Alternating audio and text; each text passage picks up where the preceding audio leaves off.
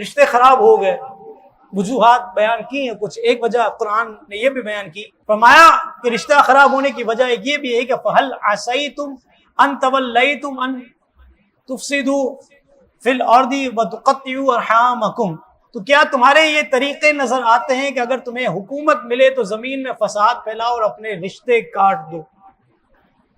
مال آتا ہے تو رشتے خراب ہوتے ہیں نا، ہمارے اسٹیٹس کا نہیں رہا، یہی ہوتا ہے، ہم ان کے ساتھ بیٹھ کے کیسے کھائیں گے، یہ ہمارے اسٹیٹس کا ہی نہیں، پرانے بوسیدہ کپڑے پہن کے آ گیا، اس کے ساتھ تو میں نہیں بیٹھ سکتا ہوں، بڑی آکورڈ سچویشن ہو جائے گی، یہی ہوتا ہے، اسٹیٹس آگے پیچھے ہوتا ہے تو ہم رشتہ داریاں خراب کرتے ہیں۔ قرآن بیان فرماتا ہے کہ رشتے کاٹنے والے جو ہوتے ہیں ان میں سے ایک وجہ یہ بھی ہوتی ہے کہ مال پر جو ہے وہ اتراتے ہیں اور زمین میں فساد کرتے ہیں۔ سدھار کیسے آئے گا؟ سدھار کیسے آئے گا؟ انسان کی فطرت ہے، انسان کی فطرت کہہ لیں، عادت کہہ لیں، آخری بالکل آخری، چونکہ داتا صاحب کا عرس بھی قریب ہے، اتوار پیر منگل 3 دن کا عرس ہے، تو سمجھا بھی دوں گا اور داتا صاحب کا بھی ذکر ہو جائے گا، دونوں چیزیں ساتھ میں آ جائیں گی۔ فطرت کہہ لیں، عادت کہہ لیجئے، ڈھپ پر ہم پڑے ہوئے ہیں، پریکٹس ہو گئی ہماری، کچھ بھی کہہ لیں، کہ جس طرح مکھی کی مانند ہمارا مزاج ہو گیا، مکھی کی طرح۔ مکھی کیا کرتی ہے؟ پورا جسم صحیح سلامت ہے نا، نہیں آئے گی، جہاں پھوڑا نکلا ہوا ہے، خون رس رہا ہے، وہیں آ کر بیٹھے گی۔ ہماری فطرت بھی ایسی ہو گئی، 100 اچھی باتیں نظر انداز، کوئی ایک برائی دیکھ لی اتنا ڈھول پیٹیں گے کہ بسا اوقات اس محلے میں اس کو رہنا مشکل ہو جائے گا۔ اس قوم کا حال یہ ہے۔ حضور اللہ رب العالمین کیا فرماتا ہے؟ فرمایا وَلَا تَجَسَّسُوا، اور عیب نہ ڈھونڈو، ڈھونڈے ہی عیب جاتے ہیں۔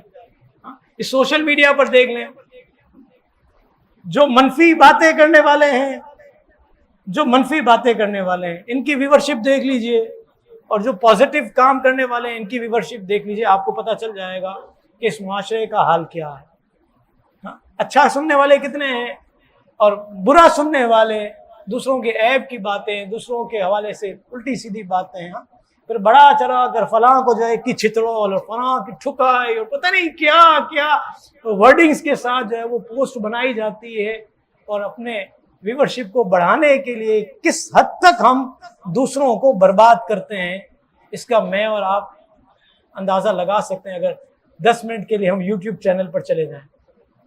یہی تماشا ہے، یہی تماشا۔ اللہ نے کیا فرمایا؟ عیب نہ ڈھونڈو۔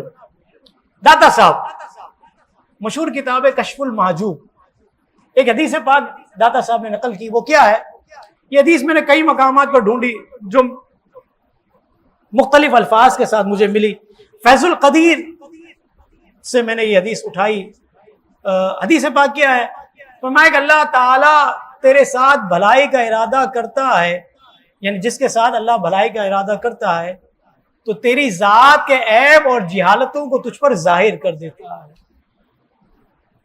یعنی جس کے ساتھ اللہ بھلائی کرے اس کے عیب اس پر ظاہر کر دیتا ہے کہ یہ عیب ہے، اب اس کو درست کر لو، اور اس میں وہ حیثیت بھی بنا دیتا ہے، وہ اپنے عیبوں پر نظر بھی کرتا ہے اور اس کا سدھار بھی کرنا شروع کر دیتا ہے۔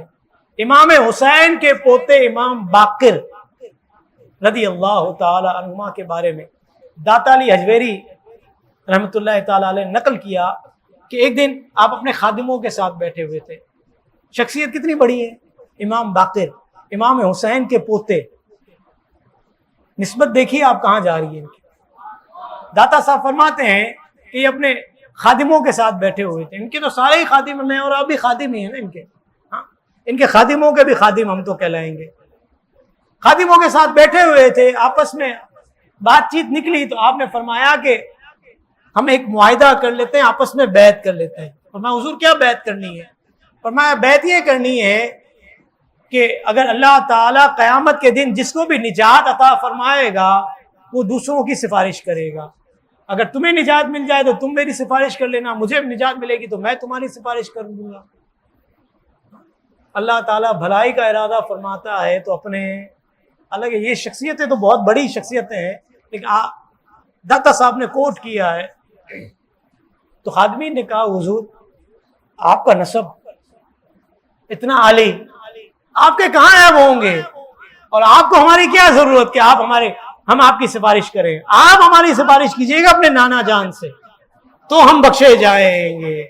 تو اب امام باقر رضی اللہ تعالیٰ عنہ نے کیا فرمایا مجھے اپنے اعمال کی وجہ سے شرم آتی ہے کہ قیامت کے دن نانا جان کو کیا منہ دکھاؤں گا۔ میں اور آپ سوچیں کہ میں اور آپ کیا منہ دکھائیں گے، کیا منہ دکھائیں گے، کیا عمل کیا ہے ہم نے، کیا ہم نے ایسا کیا ہے۔ ہمارا حال تو یہ ہے کہ جب تک اینٹ کا جواب پتھر سے نہ دیں تب تک تسلی نہیں ہوتی، 7 پشتے کھنگالنے کے بعد بھی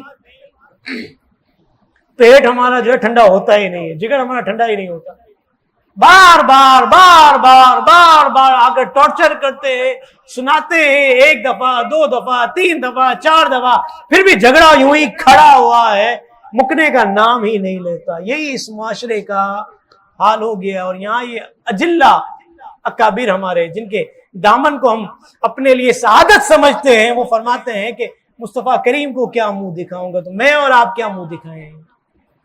لیکن حال یہ ہے کہ جس کی لاٹھی اس کی بھینس، جس کے پاس پاور ہے، جس کے پاس مال ہے، عہدہ ہے، منصب ہے، جو چاہے جس طرح چاہے کرے، رشتے کاٹے، خراب کرے، برباد کرے، خاندانوں کو اجاڑ دے، ان کو کوئی پوچھنے والا نہیں۔ ہم نے کہا دنیا میں کوئی پوچھنے والا نہیں، کل بروز قیامت رب کی بارگاہ میں فیصلے ہونے ہیں۔ جس نے جو کیا ہے اپنا منہ اس رب العالمین کو دکھانے کے قابل چھوڑے، ورنہ وہاں کی شرمندگی برباد کر دے گی۔ اللہ تعالیٰ سے ہم دعا کریں گے اللہ تعالیٰ ہمیں رشتے بنانے والا رکھے، ہمیں رشتوں کو جوڑنے والا بنائے۔ جہاں جہاں خرابیاں ہیں ہم اپنی کوشش کرتے آئیں، کوشش کرتے رہیں، اور نتیجہ رب کی بارگاہ میں چھوڑ دیں۔